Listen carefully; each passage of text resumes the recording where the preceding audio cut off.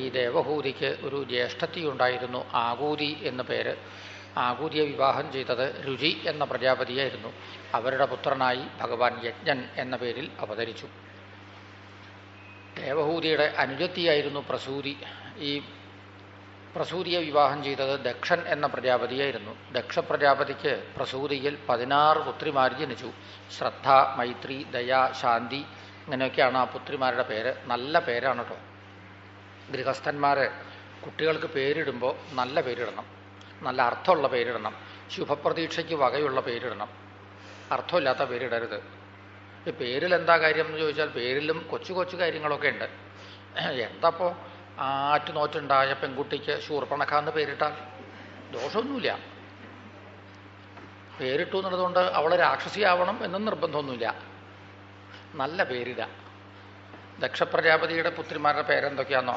ശ്രദ്ധ, മൈത്രി, ദയ, ശാന്തി, തുഷ്ടി, പുഷ്ടി, ക്രിയ, ഉന്നതി, ബുദ്ധി, മേധ, തിരീക്ഷ, ഹ്രീ, മൂർത്തി, സ്വാഹ, സ്വധ, സതി. 2 അക്ഷരം. ഒരു പേരിൽ മാത്രം 3 അക്ഷരം. അതിന് സാരമില്ല, ഒരു പേരിൽ ഒരക്ഷരമേ ഉള്ളൂ. അപ്പോൾ കൃത്യം ഈ 2 അക്ഷരം ഓരോ പേരിനും നല്ല പേരിടണം. അതിൽ 13ാമത്തെ പുത്രിയാണ് മൂർത്തി. ഈ മൂർത്തിയെ വിവാഹം ചെയ്തത് ധർമ്മദേവനായിരുന്നു. ധർമ്മദേവൻ്റെയും മൂർത്തിയുടെയും പുത്രത്വേന ഭഗവാൻ നരനായും നാരായണനായും അവതരിച്ചു. ഈ നരനാരായണാവതാര സമയത്ത് ദേവന്മാരൊക്കെ പുഷ്പവൃഷ്ടി തൂകി ഭഗവാന്റെ മുമ്പിൽ നമസ്കരിച്ചു. 14ാമത്തെ പുത്രി സ്വാഹ. സ്വാഹയെ വിവാഹം ചെയ്തത് അഗ്നിയായിരുന്നു.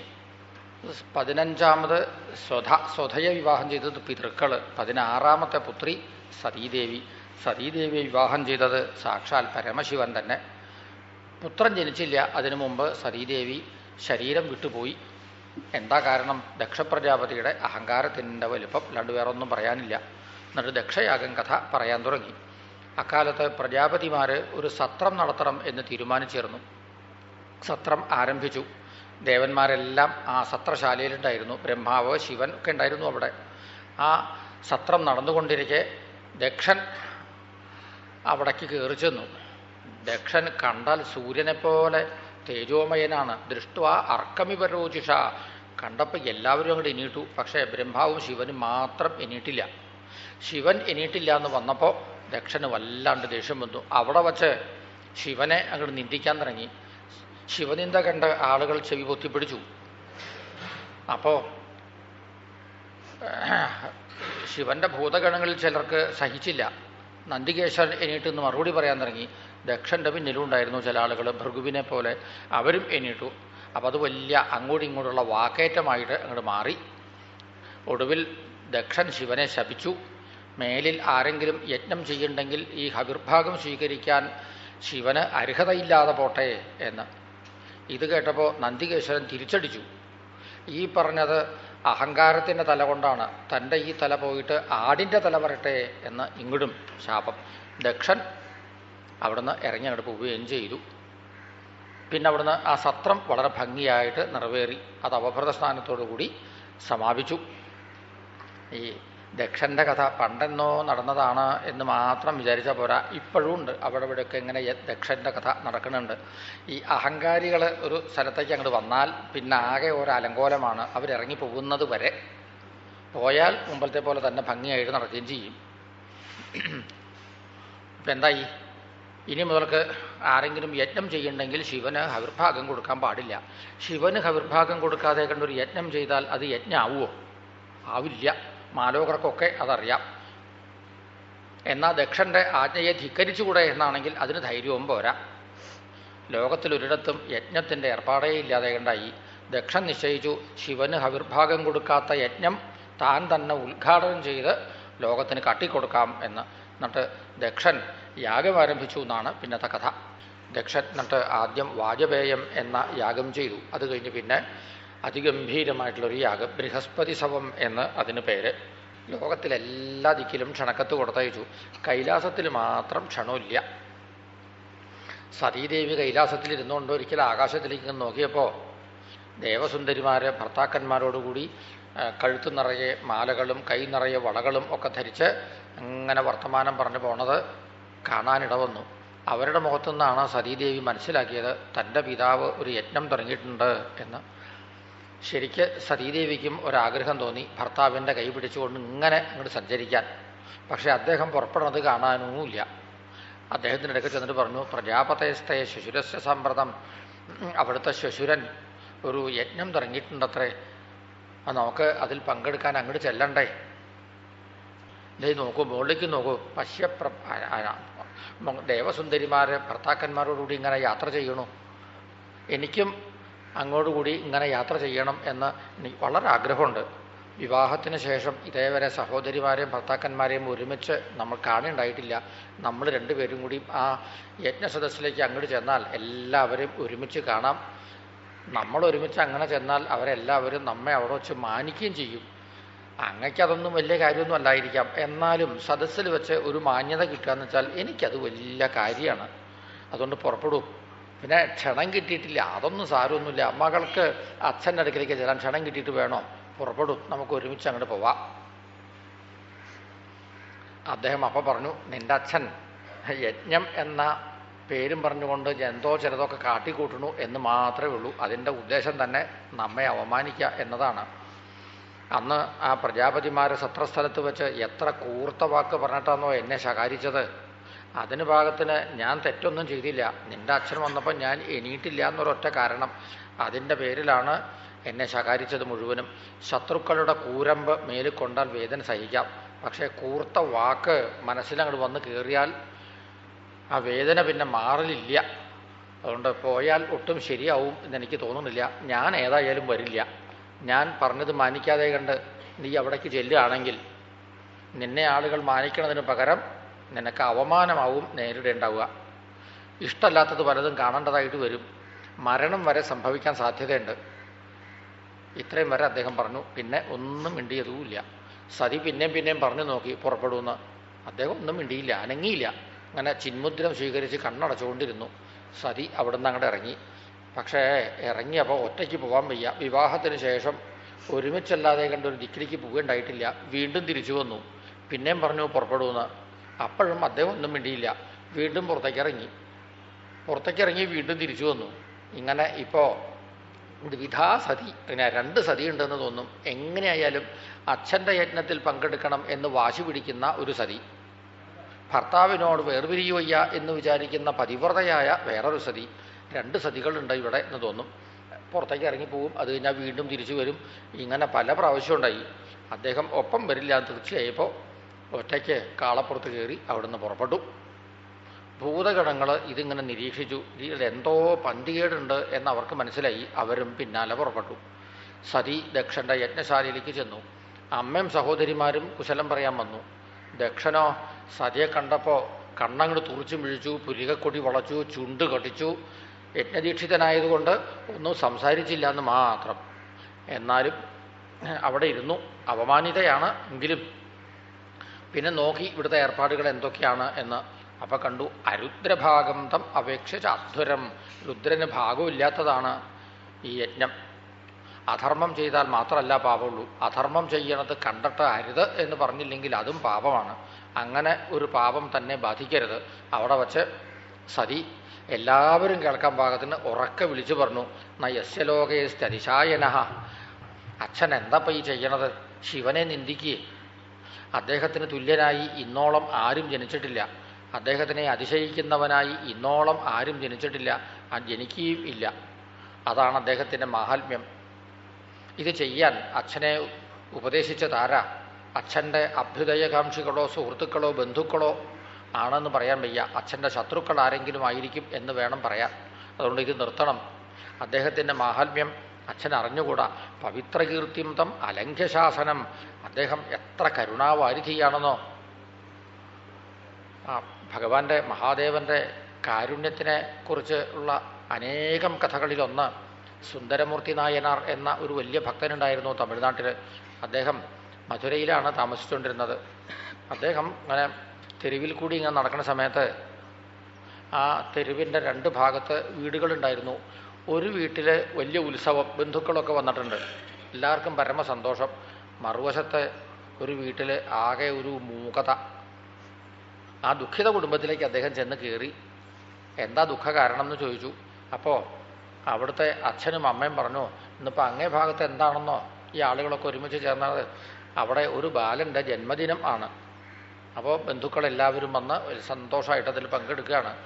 ഈ കുടുംബത്തിലുണ്ടായിരുന്നു ഒരു ബാലൻ. അവർ കൂട്ടുകാരായിരുന്നു. ഒരുമിച്ച് നദിയിൽ കുളിക്കാൻ പോയി. ഈ വീട്ടിലെ ബാലൻ നദിയിൽ ഒഴുകിപ്പോയി. ഇന്നിപ്പോൾ അങ്ങേ ഭാഗത്ത് ആ ബാലൻ്റെ ജന്മദിനം ആളുകളിങ്ങനെ ആഘോഷിക്കുന്ന സമയത്ത് ഈ അച്ഛനും അമ്മയ്ക്കും അതിങ്ങനെ ഓർമ്മ വരികയാണ്. ഇതൊക്കെ കേട്ടപ്പോൾ അദ്ദേഹം അവിടെ ഇരുന്നു കൊണ്ട് തിരുവാരൂരപ്പനെ സ്തുതിച്ചുകൊണ്ട് കുറേ കീർത്തനങ്ങൾ പാടി. ഏറെ താമസം ഉണ്ടായില്ല, എന്നോ ഒഴുകിപ്പോയ ആ ബാലൻ ഈ ഗൃഹത്തിലേക്ക് തിരിച്ചിങ്ങോട്ട് വന്നു. സുന്ദരമൂർത്തി നായനാരുടെ ചരിത്രം രേഖപ്പെടുത്തിയിട്ടുള്ളവർ ഈ കാര്യം വ്യക്തമായിട്ട് പറഞ്ഞിട്ടുണ്ട്. അപ്പോൾ എന്താ പറഞ്ഞതെന്ന് വെച്ചാൽ, ഇതാണ് ഭഗവാന്റെ മഹാദേവന്റെ മാഹാത്മ്യം എന്നർത്ഥം. ഭക്തനെ ഒരിക്കലും ഭഗവാൻ കൈവിടാറില്ല. പവിത്രകീർത്തിം തം അലംഘ്യശാസനം. പക്ഷേ അദ്ദേഹത്തിനോട് കളിച്ചാൽ ഉണ്ടല്ലോ ആരായാലും കളി പഠിക്കും. അതുകൊണ്ട് ഇത് നിർത്തൂ എന്ന് മാലോകർ മുഴുവൻ കേൾക്കാൻ പാകത്തിനാണ് സതീദേവി ഉറക്കെ വിളിച്ചു പറഞ്ഞത്. ആരും കേട്ടുന്നേ നടിച്ചില്ല. ഇനി ശിവനിന്ദ ചെയ്ത ഒരാളുടെ പുത്രിയായിട്ടുള്ള ജീവിതം തുടരേണ്ടതില്ല എന്ന് സ്വയം തീർച്ചപ്പെടുത്തി ചമ്പ്രം പടിഞ്ഞ് അവിടെ ഇരുന്നു. ശിവനെ മനസ്സുകൊണ്ട് നല്ലോണം ധ്യാനിച്ചു. ശംഭോരുദ്ര മഹാദേവ, ശിവശിവരുദ്ര മഹാദേവ, ഹരഹരരുദ്ര മഹാദേവ. ഒരു മിനിറ്റ് നേരം മഹാദേവന്റെ നാമം ഉച്ചരിച്ചു. തൻ്റെ ഉള്ളിൽ തന്നെയുള്ള യോഗാഗ്നിയെ സ്വയം അങ്ങോട്ട് വികസിപ്പിച്ചു. അങ്ങനെ കർപ്പൂരം കത്തിയെരിയുന്നത് പോലെ സതീദേവിയുടെ ശരീരം കത്തിയെരിഞ്ഞുപോയി. ഭൂതഗണങ്ങൾക്ക് ഇത് കണ്ട് സഹിക്കാനായില്ല. അവർ ദക്ഷനെ ആക്രമിക്കാൻ ചെന്നു. ദക്ഷന്റെ പുരോഹിതന്മാർ ആഭിചാര ഹോമം ചെയ്തു. ആ ഹോമകുണ്ഡത്തിൽ നിന്ന് ഋഭുക്കൾ എന്നു പേരുള്ള ചില ദുർഭൂതങ്ങളുണ്ടായി. ഈ ദുർഭൂതങ്ങൾ ശിവന്റെ ഭൂതങ്ങളെ ആക്രമിക്കാൻ വന്നു. ശിവന്റെ ഭൂതങ്ങളൊക്കെ കൈലാസത്തിലേക്ക് തിരിച്ചു പോന്നു. ശിവനോ അദ്ദേഹം ഇതൊക്കെ മുൻകൂട്ടി കണ്ടറിഞ്ഞ ആളാണ്. ഇത്രയായ സ്ഥിതിക്ക് ലേശം ഒന്ന് ദേഷ്യപ്പെടണ്ടേ എന്ന് കരുതി ഇത്തിരി ദേഷ്യപ്പെട്ടു എന്നാണ്. അപാരം ആദധേ, ദേഷ്യത്തിന് അടിമയായി എന്നല്ല, ദേഷ്യം കയ്യിലെടുത്തു. എന്നിട്ടോ ആ ജടാമുടി പിടിച്ചൊന്നങ്ങോട്ട് ഒലച്ചു. അതിൽ നിന്ന് പുതിയ ഒരു ഭൂതം ഉണ്ടായി, വീരഭദ്രൻ എന്ന പേര്. ദക്ഷനെയും യജ്ഞത്തിനും തകർക്കണം എന്ന് ശിവന്റെ കൽപ്പന. വീരഭദ്രന്റെ നേതൃത്വത്തിൽ മറ്റു ഭൂതഗണങ്ങളെല്ലാം ചാടിത്തുള്ളിക്കൊണ്ടായിരുന്നു പിന്നെ ദക്ഷന്റെ യജ്ഞശാലയിലേക്ക് കയറി ചെന്നത്. എങ്ങനെയൊക്കെ ആ യജ്ഞം മുടക്കാം ആ വിധത്തിലൊക്കെ അവർ മുടക്കി. അന്ന് സതി ഇങ്ങനെ കത്തിയിരിക്കണത് കണ്ടുകൊണ്ടിരുന്ന ചില ആളുകളുണ്ടായിരുന്നു. അവരുടെ കണ്ണോരം തുറന്നെടുത്തു. ചിലരിങ്ങനെ താടി ചൊറിഞ്ഞുകൊണ്ടിരുന്നു അത്രേ, അവരുടെ താടി രോമം പറിച്ചെടുത്തു. ചിലരിങ്ങനെ പല്ലിളിച്ചുകൊണ്ടിരുന്നു, അവരുടെ പല്ല് ഓരോന്നായിട്ട് പിഴുതെടുത്തു. അങ്ങനെ ശിവനിന്ദയിൽ പങ്കെടുത്ത എല്ലാവർക്കും അംഗഭംഗം നേരിട്ടു. ദക്ഷനെ തന്നെ അങ്ങോട്ട് പിടിച്ചു നിർത്തി തല പിരിച്ചിങ്ങോട്ട് എടുത്തു. ദക്ഷിണാഗ്നിയിൽ ഹോമിച്ചു. അവിടുന്ന് ഭൂതങ്ങളൊക്കെ തിരിച്ചിങ്ങോട്ട് പോരുകയും ചെയ്തു. ഇപ്പോൾ ദേവന്മാർക്ക് വല്ലാത്ത വിഷമായി. എല്ലാവരും വികലാംഗന്മാരായി മാറിയിരിക്കണു. എന്നിട്ട് അവർ ബ്രഹ്മാവിനോട് സങ്കടം പറഞ്ഞു. ബ്രഹ്മാവ് പറഞ്ഞു, നിങ്ങളെല്ലാവരും ശിവന്റെ മുമ്പിൽ അപരാധം ചെയ്തിരിക്കണു. ഇനി നിങ്ങളെ രക്ഷിക്കാൻ അദ്ദേഹത്തിന് മാത്രമേ പറ്റുള്ളൂ. എല്ലാവരും കൈലാസത്തിൽ ചെന്ന് നമസ്കരിക്കുക. ബ്രഹ്മാവ് നേതൃത്വം കൊടുത്തു. ബ്രഹ്മാവിൻ്റെ നേതൃത്വത്തിൽ എല്ലാവരും കൈലാസത്തിൽ ചെന്ന് മഹാദേവന്റെ മുമ്പിൽ ചെന്ന് നമസ്കരിക്കണു. അതാണ് അടുത്ത രംഗം.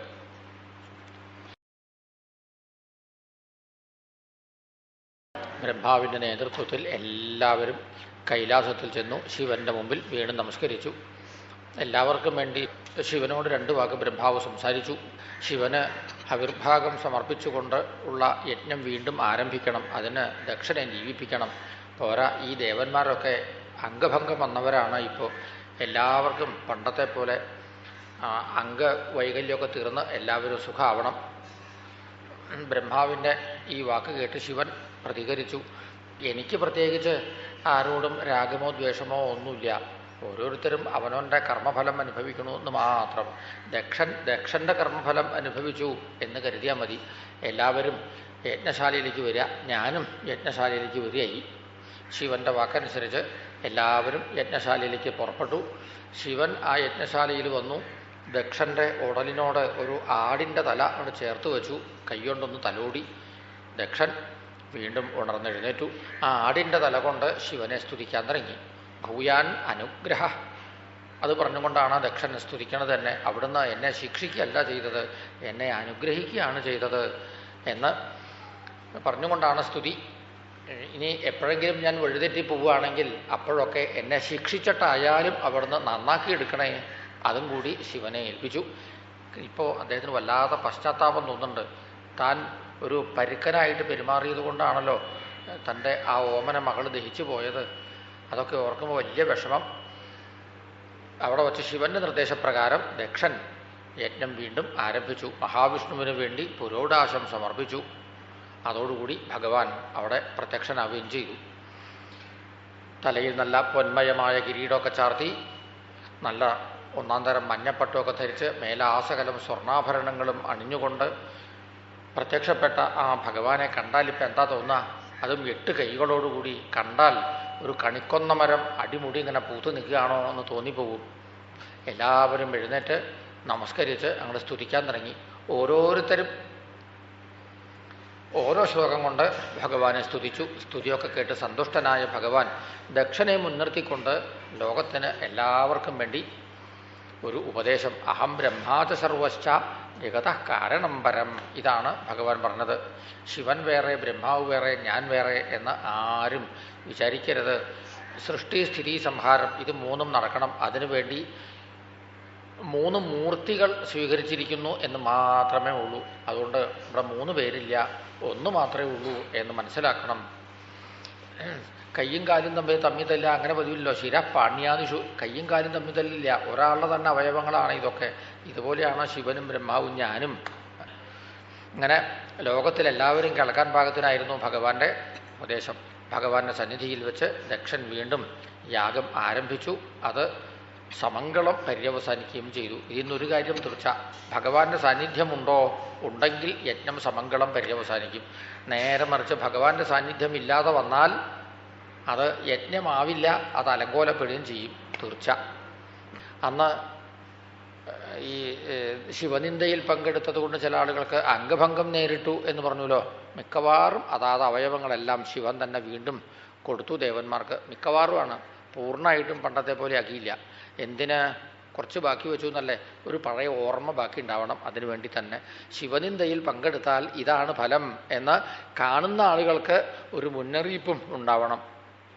അന്ന് ദഹിച്ചുപോയ സതീദേവിയോ ഹിമവാന്റെ പുത്രിയായി അവതരിച്ചു. വീണ്ടും പാർവതി എന്ന പേരിൽ ഇന്നും ശിവനെ തന്നെ ശുശ്രൂഷിച്ചുകൊണ്ടാണ് ദേവി വർത്തിക്കുന്നത്. ഇങ്ങനെയുള്ള ഈ ശിവന്റെ മാഹാത്മ്യം നല്ലപോലെ വിസ്തരിക്കുന്നതാണ് ഈ ദക്ഷയാഗം കഥ.